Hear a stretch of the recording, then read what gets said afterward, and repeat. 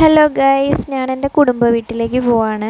ഞാൻ ജനിച്ച് വളർന്ന എൻ്റെ വീട് അപ്പോൾ കൊല്ലത്താണ്. കൊല്ലം അങ്ങ് പോണ്ട പാരിപ്പള്ളി എന്ന് പറയും, ആ സ്ഥലത്താണ് കേട്ടോ. അപ്പോൾ കുറച്ച് ദൂരമുണ്ട്. അപ്പോൾ രാവിലെ തന്നെ ഇറങ്ങിയിട്ടുണ്ട് കേട്ടോ. ഞങ്ങളൊരു 11 മണിയൊക്കെ ആയപ്പോൾ ഇറങ്ങിയിട്ടുണ്ടായിരുന്നു. അപ്പോൾ എനിക്ക് ബാങ്കിലൊന്ന് പോകണമായിരുന്നു, അതേപോലെ എൻ്റെ കൊറിയർ കാര്യങ്ങളൊക്കെ എടുക്കാനായിട്ട് പോവാണേ. അപ്പോൾ ഈ കാണുന്ന കണ്ടോ, പെട്ടെന്ന് മാഞ്ഞു പോയില്ലേ, അതെൻ്റെ സ്കൂളാണ് കേട്ടോ. 5 തൊട്ട് 10 വരെ ഞാൻ പഠിച്ചിട്ടുള്ള സ്കൂളാണ്. ഇത് പാരിപ്പള്ളി ജംഗ്ഷനാണ്. അപ്പം ഞാൻ ട്യൂഷനൊക്കെ പോയിട്ട് ഈ വഴി കൂടെയൊക്കെ ആയിരുന്നു കേട്ടോ പോയി വരുന്നത്. ഓരോ വഴിക്ക് ഓരോ കഥ പറയാനായിട്ടുണ്ട്. അങ്ങനെ പിന്നീട് ഇതാ എൻ്റെ വീട്ടിലേക്ക് പോണ വഴികളാണ് കേട്ടോ. ഞാൻ സ്കൂൾ കഴിഞ്ഞിട്ട് പോകുന്ന വഴികളാണ് ഇതൊക്കെ. ഓരോന്നും കണ്ടപ്പോൾ തന്നെ സങ്കടം തോന്നിയിട്ടുണ്ടായിരുന്നേ. അപ്പോൾ ഇത് കണ്ടോ, ഇത് ഞങ്ങളുടെ വീടിൻ്റെ അടുത്തുള്ള പാടമാണ്. ഫുള്ള് കൃഷിയാണ്. ഇവിടെ ഫുള്ള് വാഴയാണ്, അങ്ങ് അറ്റം വരെ ഉണ്ട് കേട്ടോ. വയലിൻ്റെ ഫുള്ളും കൃഷിയാണ് കേട്ടോ. ഇവിടെ ഉള്ളവർ കൂടുതലായിട്ടും കൃഷിയാണ് കേട്ടോ ചെയ്യുന്നത്. അതുകൊണ്ട് തന്നെ ഫുള്ള് പച്ചപ്പാണ്, കാണാൻ തന്നെ നല്ല ഭംഗിയാണ് കേട്ടോ.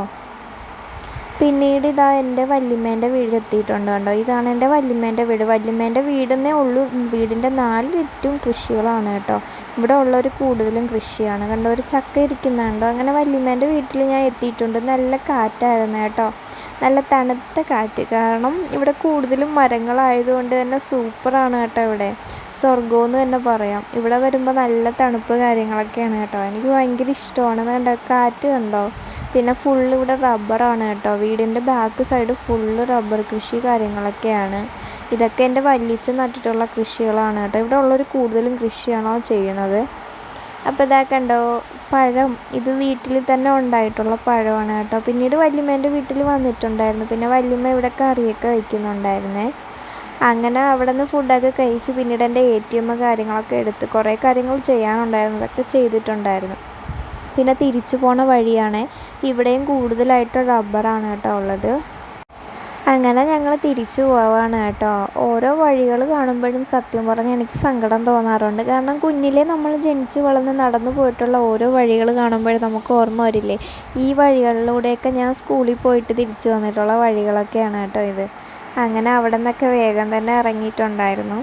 ഇനി ഇതുണ്ടോ, ഇത് ഗ്യാസ് പ്ലാന്റാണ് കേട്ടോ. ഇവിടുത്തെ ഗ്യാസ് പ്ലാന്റാണ് ഇതിൻ്റെ ഉള്ളിൽ.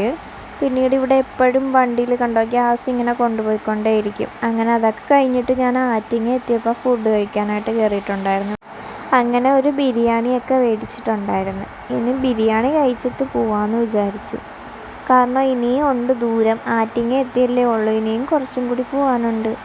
അപ്പം സത്യത്തിൽ വെയിൽ കൊണ്ട് അപ്പം തന്നെ എനിക്ക് തലവേദന വരാറുണ്ട്. അപ്പോൾ ഒട്ടും വയ്യ, എങ്ങനെയെങ്കിലും വീടെത്തിയാൽ മതി എന്നും പറഞ്ഞാണ് കേട്ടോ ഞാൻ ഇരിക്കണത്. അങ്ങനെ അവിടെ നിന്ന് പിന്നീട് കഴക്കൂട്ടത്തെത്തിയിട്ട് പിന്നെ ജ്യൂസ് കുടിക്കാമെന്നും പറഞ്ഞ് കടയിൽ കയറി ഞാൻ ഇങ്ങനെ ആലോചിച്ചുകൊണ്ടിരിക്കുക. അവസാനം എനിക്ക് ഫലൂഡ മതി എന്ന് പറഞ്ഞിട്ട് ഫലൂഡയും മേടിച്ചിട്ടുണ്ട്.